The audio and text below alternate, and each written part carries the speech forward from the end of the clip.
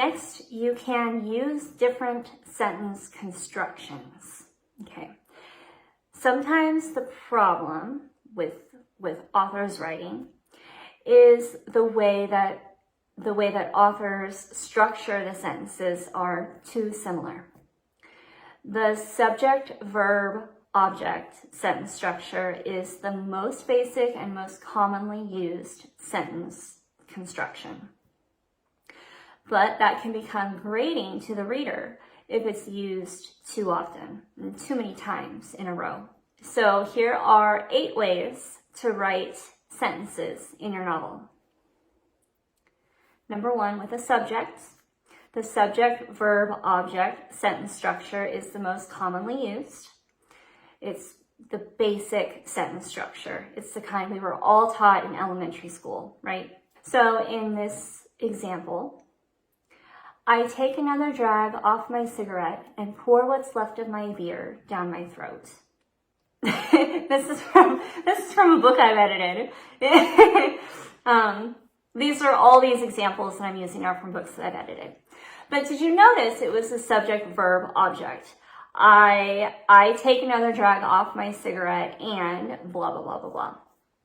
So that's the subject starting your sentence, okay? You can also create sentences starting with a phrase. A phrase is a group of words without a verb. For example, at the end of the day, what really matters between two people is their compassion for each other. You can also start a sentence with a clause. A clause is a group of words with a verb. Stone dust swirled up around them as Lana cradled Priya to her chest. And if you notice, if you use these different sentence structures, you will start to create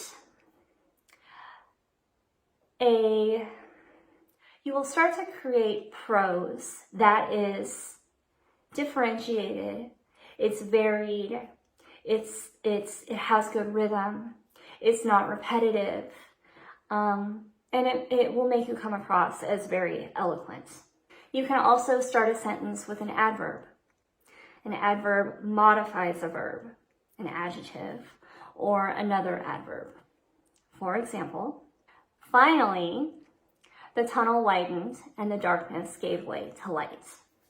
You can also start a sentence with an adjective, which modifies a noun or describes a noun. For example, rebuffed that a woman would question his bookkeeping skills, the teller donned the spectacles that he bought last week.